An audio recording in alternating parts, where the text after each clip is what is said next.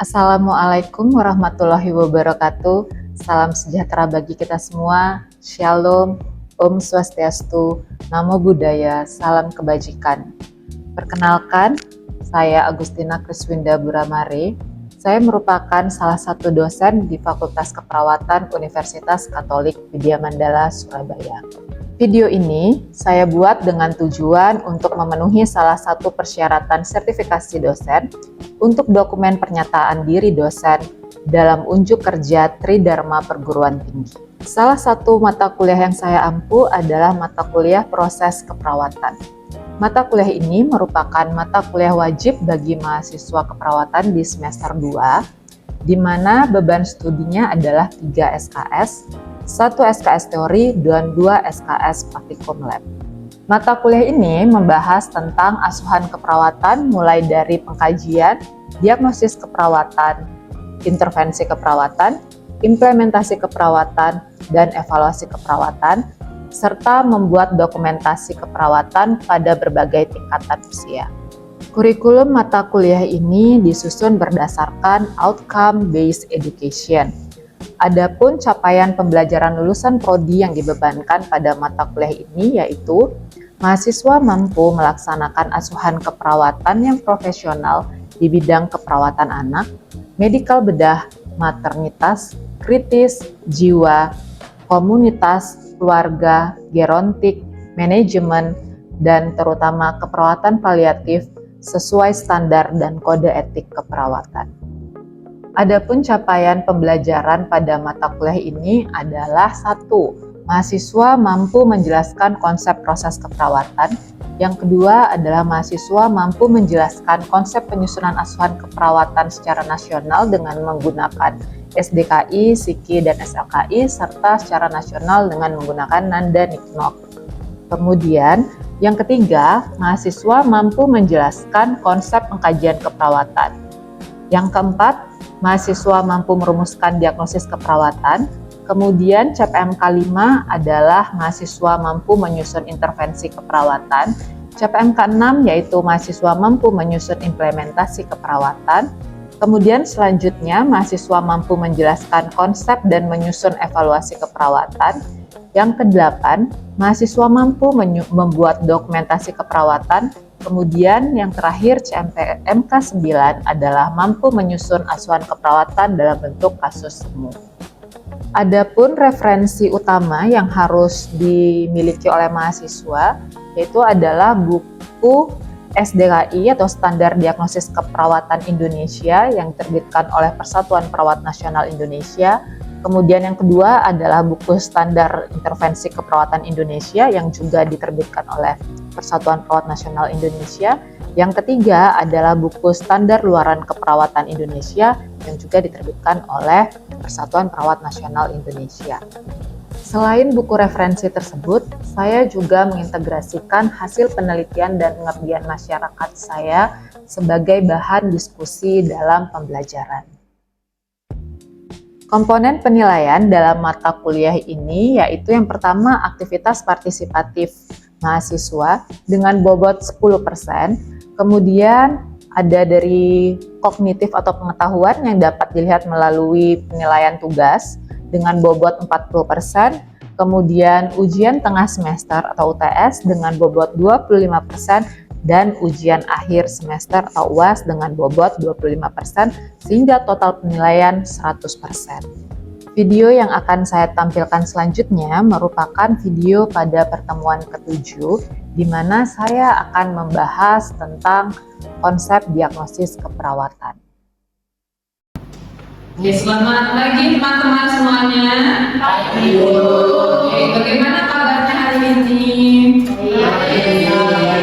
Oke, udah siap belum untuk mengikuti perkuliahan? Siap. Nah, sebelum kita mulai, mungkin ada teman-teman yang mau pimpin doa. Saya Oke, bagus ini Marcel ya. Silakan Marcel dan Baik teman-teman, sebelum kita mulai pembelajaran, mari kita berdoa. Berdoa saya pimpin. Tuhan, Bapak Surga, terima kasih Engkau sudah memimpin hari ini. Pada saat ini Tuhan kami ingin melakukan pembelajaran, berkati pelajaran ini biar bisa berguna buat kami masa depan. Dan berkati juga dosen kami yang ada kami Kristus, Rolia, amin. Oke, baik, terima kasih ya Marcel sudah memimpin kita dalam doa. Oke, selanjutnya kita presensi dulu ya teman-teman. Kita presensinya lewat Adlink. Jadi tolong disiapkan HP-nya semua udah dibuka Adlink-nya. Kita presensi. Ya, boleh silakan dibantu ya teman-teman semuanya. Ya, sudah semua. Dan ini udah hadir semua ya, saya lihat ya. Nah teman-teman, di metodologi keperawatan hari ini kita akan bahas tentang konsep diagnosis keperawatan. Nah sebelumnya kan udah dapat materi dari Bu Ira ya sebelumnya. Nah itu kira-kira teman-teman kemarin belajar tentang apa? Masih ingat nggak? Tentang pengkajian. Pengkajian. Sebelum konsep pengkajian apa lagi? Proses keperawatan. Ya, konsep proses keperawatan. Nah, kira-kira konsep proses keperawatan ada berapa? Masih banyak. Nah, apa aja 5 itu?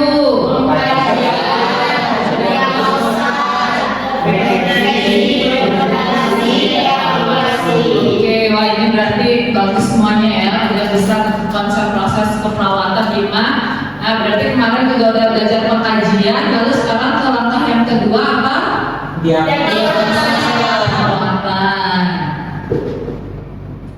Nah teman-teman, nanti di materi ini ada beberapa tujuan pembelajarannya ya. Jadi diharapkan setelah belajar materi ini teman-teman itu mampu menjelaskan pengertian diagnosis keperawatan.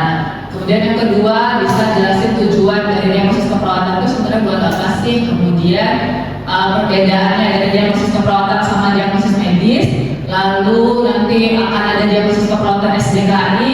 Kemudian kita jelaskan langkah-langkahnya pembuatan diagnosis keperawatan. Lalu teman-teman juga bisa menjelaskan perumusan diagnosis keperawatan dan menentukan prioritas masalah. Jadi ada banyak ya teman-teman tujuan pembelajaran hari ini dan nanti materinya juga seputar itu. Jadi ya, sekarang kita ke pengertiannya dulu. Kira-kira ada yang bisa memberikan diagnosis keperawatan itu apa?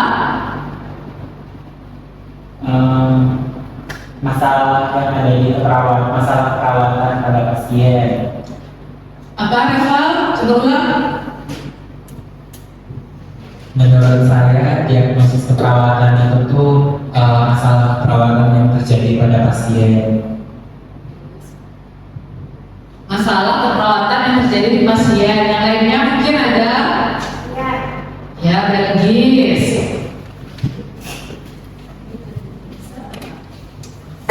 Menurut saya kayaknya seperti diagnosa medis, tapi mungkin dilihat dari sisi perawat kalau medis kan dari sisi dokter.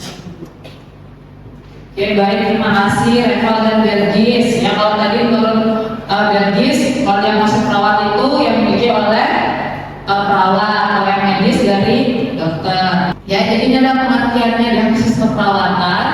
Jadi diagnosis keperawatan itu merupakan suatu penilaian klinis ya teman-teman ya mengenai respon klien terhadap masalah kesehatannya atau bisa melalui proses kehidupan yang dialaminya. Jadi baik berlangsung aktual maupun potensial. Jadi diagnosis keperawatan ini bukan hanya diagnosis yang aktual aja yang terjadi pada saat ini di pasiennya, tapi bisa jadi beresiko ya atau belum terjadi. Nah sekarang kita masuk ke perbedaannya diagnosis keperawatan dengan diagnosis medis. Ya kira-kira ada yang bisa kasih contohnya dulu nggak? Diagnosis medis itu yang kayak gimana? Ya Jerry. Misalnya kalau diagnosis medis itu ada diabetes mellitus, tapi kalau dari keperawatan itu ada ketidakstabilan kadar glukosa. Oke, baik. Tepuk tangan dulu untuk Cherry ya. Kita perkenalkan Cherry. Jadi untuk kayak contohnya diagnosis medis itu yang apa tadi diabetes mellitus. Kalau diagnosis keperawatan berarti peningkatan ketidakefektifan peningkatan kadar glukosa darah. Oke. Nah, jadi apa sih bedanya dua itu? Nah, yang pertama fokusnya ya. Kalau keperawatan itu kita berfokus kepada klien ya, respon kliennya. Ya, fokusnya adalah respon klien terhadap tindakan keperawatan dan tindakan medis. Sedangkan kalau diagnosis medis, fokusnya itu adalah faktor pengobatan penyakitnya. Ya, jadi kalau dokter itu makanya langsung nama penyakitnya apa. Sedangkan kalau perawat kita fokus ke responnya. Kayak tadi yang kita lihat kalau yang diagnosis medis itu adalah diabetes mellitus, sedangkan kalau yang diagnosa perawatan itu adalah yang tadi ketidakstabilan kadar glukosa darah. Nah, selanjutnya teman-teman nanti dalam penentuan diagnosis keperawatan kita menggunakan acuan dari Persatuan Perawat Nasional Indonesia ya, jadi dari PPNI. Jadi PPNI itu sudah membuat daftar diagnosis itu supaya memudahkan kita. Jadi juga sudah ada bukunya. Jadi bukunya kayak gini ya teman-teman kan udah punya juga loh. Jadi ada wajib. Jadi teman-teman nanti bisa melihat di standar diagnosis keperawatan Indonesia ya, dari PPNI ini. Nah, jadi teman-teman pada diagnosa keperawatan ini kita nanti akan belajar juga bagaimana sih perumusan diagnosis keperawatan.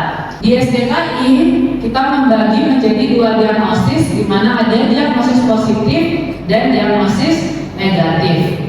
Ya, kalau diagnosis positif itu artinya karena dia positif berarti kita menambah lagi kesehatan pasien, gitu ya. Jadi pasiennya atau kliennya dalam kondisi sehat.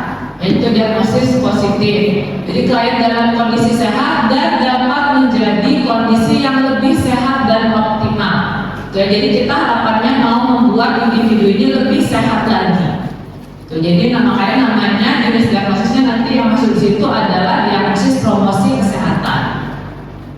Kemudian yang kedua ada diagnosis negatif. Ya, kalau diagnosis negatif itu adalah pasiennya sudah dalam kondisi sakit ya, atau beresiko mengalami sakit ya, jadi bukan cuma sakit tapi juga beresiko mengalami sakit, di mana nanti dalam diagnosis ini akan mengarahkan intervensi berupa pemulihan, kemudian ada penyembuhan, kemudian ada intervensi pencegahan juga di situ gitu ya. Dan kita ke perumusan diagnosis. Ya, jadi nanti ke perumusan diagnosis akan ada aktual, resiko, dan promosi kesehatan tadi ya, itu. Untuk yang aktual, karena dia sudah terjadi, maka nanti rumusnya adalah masalahnya, ya masalahnya apa atau problem, kemudian berhubungan dengan, selanjutnya penyebabnya, ya terus baru dituliskan lagi dibuktikan dengan tanda atau gejala. Itu adalah rumusannya yang aktual. Jadi harus kayak gini rumusannya. Jadi mulai dari masalah, kemudian berhubungan dengan penyebabnya apa tadi, kemudian dibuktikan dengan tanda dan gejalanya, semuanya disebutkan. Ya, di pengkajian kan teman-teman udah punya data apa kemarin? Udah punya data ya. Nah, nanti datanya dikelompokkan. Nanti ada data kemarin ada apa aja jenis data. Oke, betul sekali. Satu tangan bersama. Jadi data ada data subjektif dan data objektif. Kalau data subjektif tadi itu masuk di apa itu data yang dari mana? Apa data subjektif? Dari pasien. Keluhan dari pasien, keluarga, atau siapa lagi? Komunitas atau siapa lagi? Kalau misalkan dia kecelakaan di jalan kan nggak ada keluarga, nggak ada pasiennya nggak sadar, siapa? Polisinya nggak ada juga situ. Pokoknya dari perwakilannya. Dari orang-orang yang paham dengan kejadian tersebut, saksi boleh, itu ya. Itu adalah data subjektif. Kalau data objektif apa? Yang kita lihat sama yang bisa diukur. Data objektif, data yang bisa diukur, jadi dilakukan oleh perawat, itu ya. Itu tadi jenis datanya. Jadi ada tanda dan gejala, semuanya masuk di belakang, ya. Oke, selanjutnya adalah masalah resiko. Kalau resiko rumusannya berarti masalah berhubungan dengan faktor resikonya. Jadi dia kalau masalah resiko nggak menggunakan ini belakang tanda dan gejala. Kira-kira ada yang tahu kenapa pakai tanda dan gejala? Soalnya masih resiko. Soalnya belum terjadi. Karena belum terjadi. Jadi tanda dan gejalanya belum ada. Ya. Oke, kalau yang promosi kesehatan berarti itu promosi kesehatan rumusannya adalah masalah dibuktikan dengan tanda dan gejala. Oke, kenapa nggak dia makanya tanda dan gejala bukan faktor resiko yang promosi kesehatan? Karena tidak ada Karena apa Belgis? Ya karena tidak beresiko sakit kan keadaannya dia udah sehat. Ya kita memikirkan kesehatannya. Maksudnya ada juga penyebab sakitnya. Jadi langsung dengan tanda dan gejala yang membuktikan bahwa memang dia sudah sehat dan bisa ditingkatkan pengetahuannya atau kesehatannya. Nah sekarang kita proses penegakannya. Kira-kira gimana caranya untuk proses penegakan diagnosis keperawatan? Belum tahu. Ya, oke, jadi itu proses penegakannya. Yang pertama kan teman-teman udah melakukan pengajian, toh sudah punya data pengkajian. Nah, jadi dari data pengkajian nanti kita akan melakukan analisis data terlebih dahulu ya teman-teman. Jadi data itu kita analisis, kita bedakan mana data subjektif, mana data objektifnya tadi. Ya, kemudian kita bandingkan dengan nilai normalnya itu normal atau enggak. Lalu kita kelompokkanlah data-datanya lagi sesuai kategori-kategori yang tadi itu. Jadi kan ada 5 komponen toh. Nah itu nanti dibedakan yang fisiologis atau psikologis. Jadi lebih gampangnya kayak gitu dikelompokkan dulu. Kemudian baru kita identifikasi masalahnya.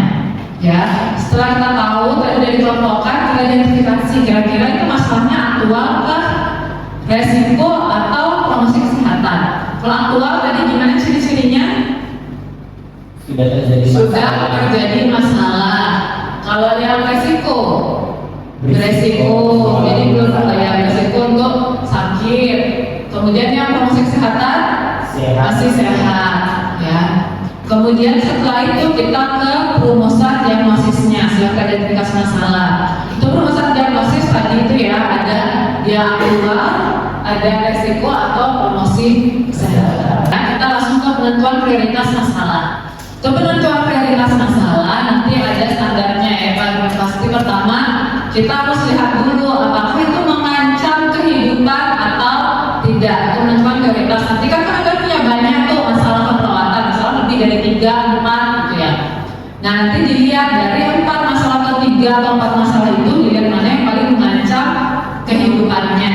Kemudian mana yang paling mengancam kesehatan. Selanjutnya mana yang mempengaruhi perilaku manusia. Jadi belum tentu yang resiko itu jadi yang paling terakhir. Ya nanti dilihat lagi semuanya. Oke, itu dari saya. Ada pertanyaan teman-teman? Iya silakan. Rival. Mau izin bertanya. Kira-kira kalau di rumah sakit itu sebenarnya yang sangat perlu diperhatikan itu tuh yang masalah yang aktual atau risiko atau promosi kesehatan. Oke baik, pertanyaan Reva, kalau di rumah sakit kira-kira gimana Bu yang paling yang paling atas yang paling sering itu yang mana? Biasanya kalau orang udah masuk rumah sakit berarti dia udah mengalami sakit atau belum? Biasanya udah mengalami sakit ya. Jadi biasanya di sana yang paling sering adalah diagnosis aktual dan juga resiko. Bisa jadi misalnya kalau orang datang masuk biasanya nanti ada resiko ketidakefektifan fungsi jaringan cerebralnya gitu. Ya jadi biasanya adalah aktual ataupun resiko, paling sering yang aktual. Kalau yang promosi kesehatan bisa atau di rumah sakit bisa. Biasanya kalau dia udah nyatakan sembuh mau pulang, nah itu bisa. Oke yang promosi kesehatan. Ada pertanyaan lagi teman-teman? Tidak ada Bu. Ya kalau tidak ada, mungkin kita lanjut kuis ya. Biar saya tahu teman-teman udah paham atau belum nih. Kita kuis silakan dibuka nanti ke Kahoot ya teman-teman ya. Nah, udah masuk Kahoot? Belum.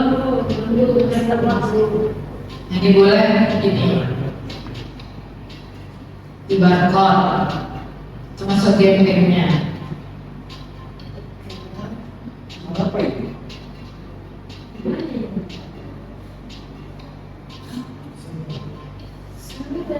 Sudah masuk Bisa masuk bikin game-nya 352 sudah ada band level sudah masuk.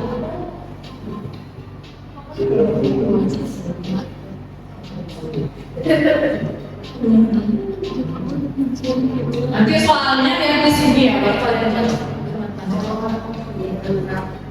oke, sudah ya. Oke, sudah semua. Kita mulai ya, start ya. Oke, yuk siap. Nanti soalnya sini baru kalian pilih jawabannya. Oke, yuk. Mulai 3, 2, 1 mulai.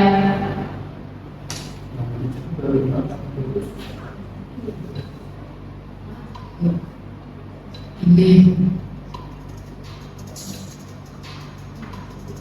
terus SD kali terus keperawatan adalah apa?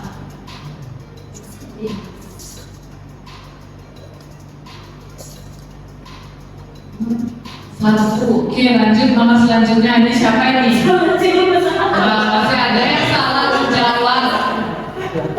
Ada yang bilang dia proses penyakit pasien. Jadi menurut SDKI diagnosis keperawatan itu adalah keputusan klinis mengenai respon pasien terhadap masalah kesehatan ya teman-teman ya, bukan diagnosis penyakit. Kalau diagnosis penyakit berarti kan diagnosis medis. Next. Siapa ini yang paling besar? Widya Jegel. Siapa ini?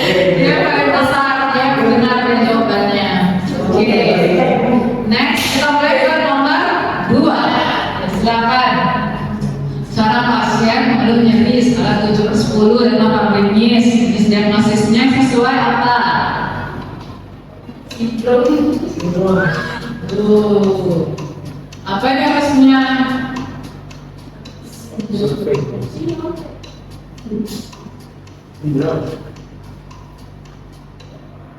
Jadi benar semua ini ya. Benar betul ya. Jadi seorang pasien kalau terus nyeri skala 7, 10, 8 klinis, terus diagnosisnya adalah aktual karena ini sudah terjadi. Ya. Kemudian kita lihat siapa ini yang paling tinggi. Kita lihat selanjutnya next. Oke, ini pasien daring selama 5 hari, kulitnya masih utuh, tetapi terdapat faktor resiko luka tekan. Dengan diagnosis ini cepat sekali. Resiko, nggak sampai 20 detik udah bisa jawab ya semuanya.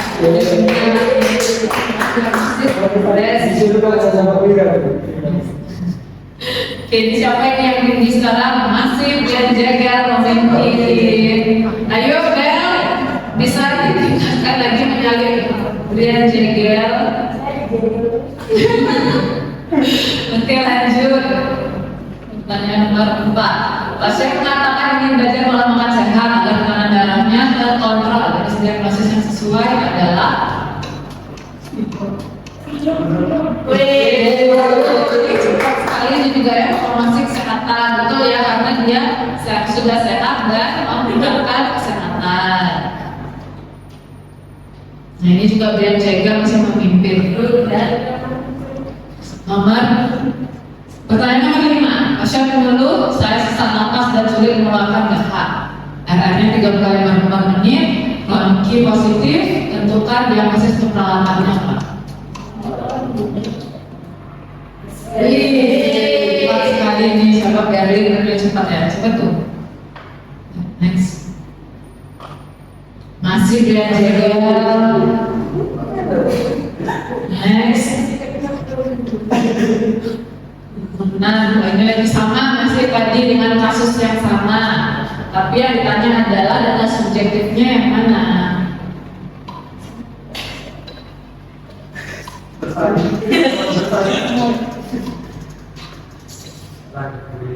Siapa yang sesak napas?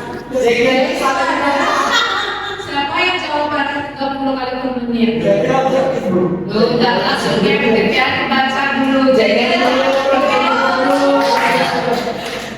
jangan cepat-cepatan aja ya. Baca baik-baik. soalnya ya. Jadi data subjektif itu adalah data yang dikatakan oleh pasien. Jadi yang benar adalah pasien mengatakan sesak napas. Kita ya, juga ini. Kita next. Nomor 7 terakhir ini. Ya. Pasien pasca operasi mengatakan dari 8 10 tanpa meringis dan mengganggu operasi di suatu tempat.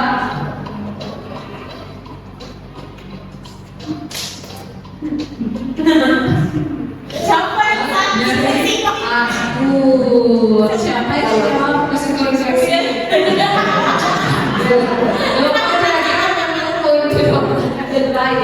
Jadi diagnosis dari akut yang ada dia menandakan nyeri, nampak meringis dan mengganggu operasinya dari tanda segala nyeri. Jadi yang itu adalah nyeri akut ya teman-teman ya.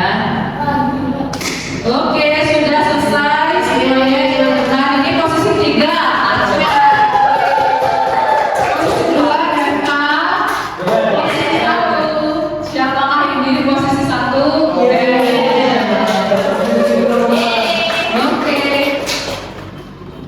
Ya teman-teman, kira-kira ada pertanyaan kamu untuk perkuliahan hari ini? Cukup ya, jadi diagnosis keperawatan itu apa tadi? Langkah kedua untuk menentukan masalah yang dialami oleh pasiennya, di mana fokusnya kita adalah respon ke pasiennya. Itu ya teman-teman ya. Baik, sekian dari saya. Terima kasih untuk teman-teman untuk waktunya hari ini. Semoga bermanfaat ya perkuliahan ini. Mungkin bisa kita akhiri dengan doa lagi. Siapa yang mungkin? Siapa yang mau memimpin doa penutup perkuliahan? Oke, silakan.